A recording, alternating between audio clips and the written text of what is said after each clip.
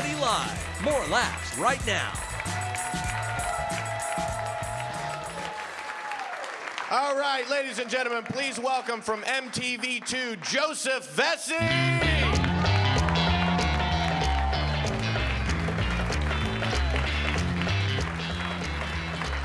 Hey, what's up, guys?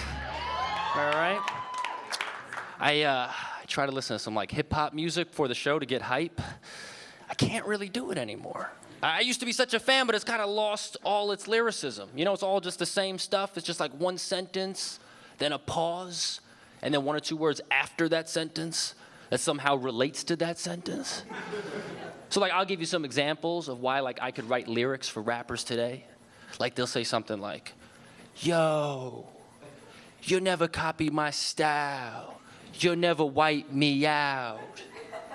Paper towel. If you listen to some of this stuff, you know what I'm talking about. Or they'll say something like, yo, I eat caviar. Y'all eat cereal. I roll in a small circle. Cheerios. That's like the new rap today. And even like the toughest and hardest dudes in like Brooklyn, Bronx will still be like, yo, he said cereal, Cheerios? Yo, that's just the truth right there. That's hard body. I'm gonna tweet that out to my 30 followers right now. I love watching rappers make movies. It's one of my favorite things to watch because it's so beautifully bad. It's almost artistic. I was watching a film the other day called Before I Self-Destruct, written and directed by 50 Cent.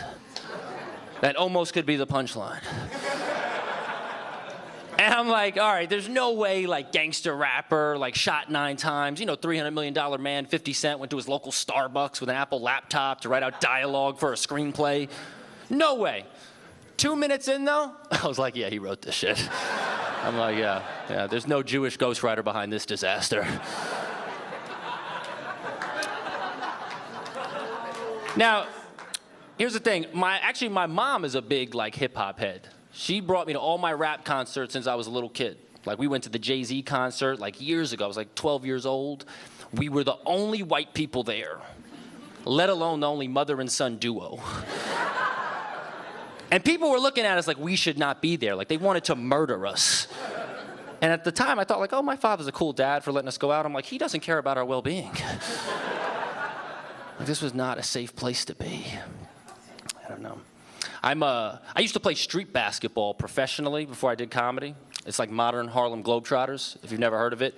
And I was the only white dude on the team. It was just me and a bunch of dudes from the projects, okay? So we had different pregame rituals, me and my teammates. Like I'd be the stereotypical white dude before a game. I'd stretch out, you know, try not to get hurt. Another dude on my team from the projects, he had a little bit different pregame ritual. He would smoke weed, drink vodka, and eat 11 ice cream sandwiches. That's what he did, and I was like, you think that's like a good thing to ingest in your body right before a physical activity? And his rationale was fascinating. He was like, yeah, Joe, but whatever I have, I'm just gonna shit that out later. And I'm like, I don't know what health magazines this dude's been reading, but it doesn't work that way. You don't just start over from ground zero like you never had it. I don't know if he thinks like, yeah, I had 5 cheeseburgers, I shit it out, now I'm a vegan.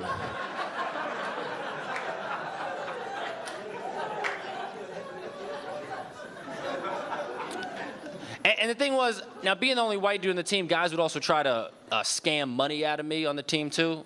They'd always try to do that with all different little, you know, scams. They'd be like, Joe, is there any way I can hold $20 for gas money? And I'd be like, Larry, I'm like, maybe I missed it. But do you drive?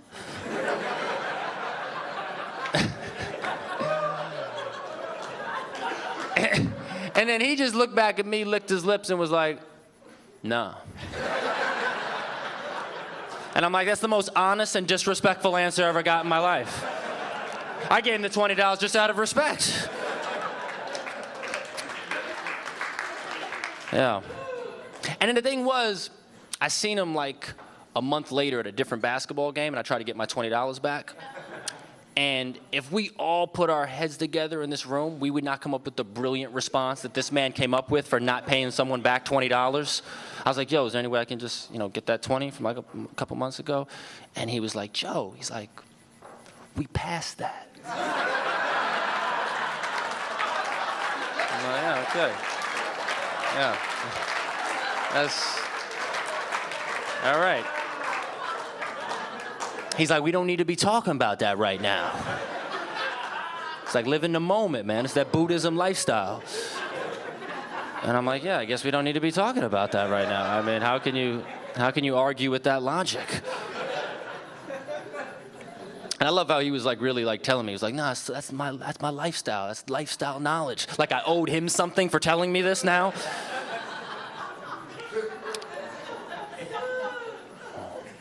That was my experience. I'm 6 months out of a relationship, and I didn't know you could be this happy. I didn't know. Man, talk about being with the wrong person. You know what? It's crazy. I realize I have a type now that I'm dating again. I have a type. I'm attracted to alpha females who abuse me. That's what I'm into. I was going out with a first date with a girl, and I was telling her the breakup story, and she called me a pussy. First date. Called me a pussy. And I was like, yeah. I got to get to know her. This could be my wife. It's funny because when I was dating the older chick, she would always, she was about 5 years older than me, okay? But like a good 5 years. Like a good 5 years. I don't know if you guys know what that means. When you add good to an amount of time, it's actually more than it is.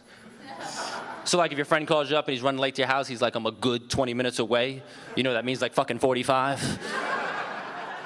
So I'm just saying a good 5 because I'm a little embarrassed. I don't want to reveal it was over a decade. And my mom, she was not thrilled with the age gap because she would be looking at us sometimes when we were together you guys have to decide if you want to have kids in the next 3 hours.